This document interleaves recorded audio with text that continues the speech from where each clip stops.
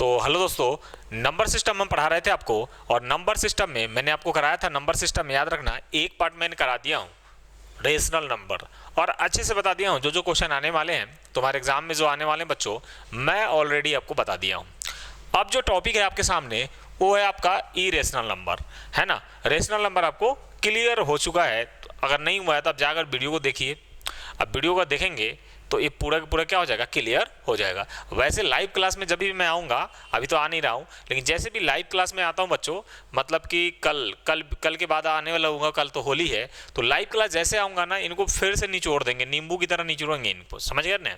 तो आपको क्लियर हो जाएगा सारा कंसेप्ट। तो चलिए ना शुरू करते हैं। इरेशनल नंबर, आपसे कोई बोले इरेशनल नंबर क्या होगा, तो आपको सिंपल बताना है कि वैसा रियल नंबर जिसको हम सिंपल फॉर्म फ्रैक्शन में नहीं लिख सकते हैं, वैसा रियल नंबर, ये भी क्या है, रियल नंबर है, बट इसको सिंपल हम फ्रैक्शन में क्या कर सकते हैं, नहीं लिख सकते हैं। इसीलिए इसका नाम क्या पड़ गया है बच्चों, इसका पड़ गया है क्या, इरेशनल नंबर। तो बोले कैसे भाई, जैसे मान लो कि 3/2 है, तो देखना यहाँ से इसको लिख सकते हैं 1.5, इसको फिर से लिख सकते हैं 3/2। एक देखो, एक सिंपल फ्रैक्शन में इसको हम लिख सकते हैं, है कि नहीं, या रेशियो में लिख सकते हैं आसानी से। लेकिन अगर आपसे कोई पूछे कि भाई इसको रेशियो में लिखो, कहाँ पे है ये, √2 का वैल्यू को रेशियो में लिखो, कैसे लिखोगे, नहीं लिख पाओगे ना भाई रेशियो में। इसीलिए क्या होता है, इरेशनल नंबर। क्या होता है बच्चों, इरेशनल नंबर। कोई बोले कि भैया ये 7 क्या है, 7 1, देखो रेशियो में लिख सकते हैं, 0 1 रेशियो में लिख सकते हैं। तो ये सारे के सारे रेशियो में लिख रहे हैं, मतलब ये क्या हो जाएगा, रेशनल है। ये क्या हो जाएंगे, रेशनल हो जाएंगे। लेकिन यहाँ पे बच्चों हो क्या रहा है कि जिनको हम रेशियो में ना लिख सके, जिनको हम रेशियो में नहीं लिख सकते हैं, उस नंबर को हम क्या बोलते हैं, इरेशनल नंबर। जैसे पाई का वैल्यू, पाई क्या हो जाएगा, इरेशनल नंबर। वैसे बहुत सारे आगे जाओगे क्लास में तो ई का वैल्यू भी, ई भी क्या होता है, रेशनल नंबर होता है। ई भी पढ़ोगे, आगे जाओगे बार बार ई हो जाएगा, इसका वैल्यू होता है 2.71 और बढ़ते चला जाता है, ये अलग अलग डिफरेंट आ जाएगा। तो ये भी क्या हो जाता है, इरेशनल नंबर। इरेशनल नंबर क्या होगा, इरेशनल नंबर, मतलब इसको सिंपल फ्रैक्शन में हम नहीं लिख सकते हैं। बात समझ में आ गई। अब देखो बच्चों, इससे क्वेश्चन क्या क्या बनता है वो जरूरी है जानना। क्वेश्चन इससे क्या क्या आ सकता है वो जानना काफी जरूरी है। तो इरेशनल नंबर तो आपको क्लियर करवा दिया हूं कि इरेशनल नंबर कौन होने वाले हैं, क्या होने वाले हैं, क्लियर है। अब देखना है यहां से,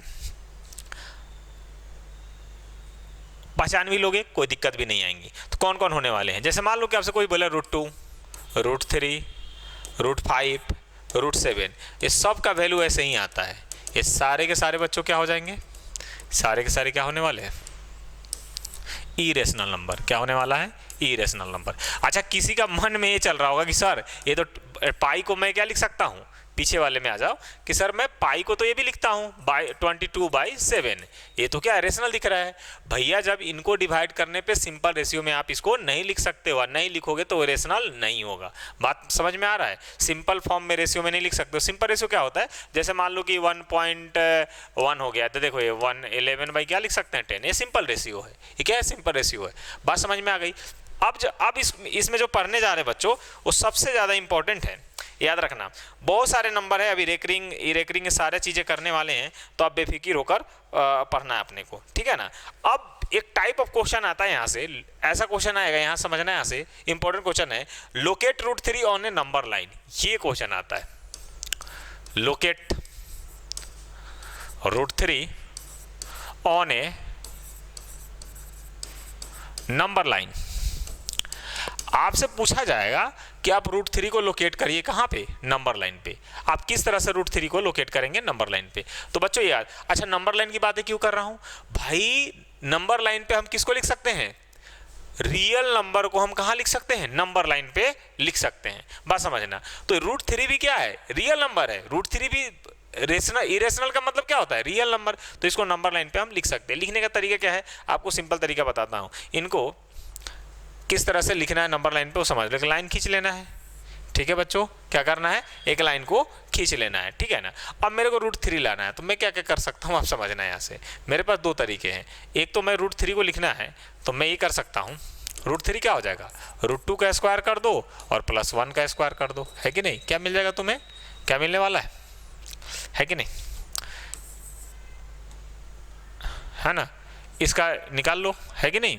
क्या मिलने वाला, √2 का स्क्वायर कितना हो जाएगा बच्चों, 2 और +1 कितना आ जाएगा, √3। मतलब इस तरह से हम क्या लिख सकते हैं, √3 को लिख सकते हैं। मतलब हमें चाहिए क्या, √2 चाहिए, 2 को अगर लोकेट कर लेते हैं तो आसानी से मैं कि किसको लोकेट कर सकता हूँ, √3 को। तो देखना √2 को कैसे लोकेट करेंगे, पहले ये समझ लो कि √2 को कैसे लोकेट करेंगे। तो √2 लाने के लिए क्या होगा कि अगर √2 लाना है मेरे को तो क्या हो जाएगा, 1 का स्क्वायर करेंगे तो कितना आ जाएगा, क्या आ जाएगा बच्चों,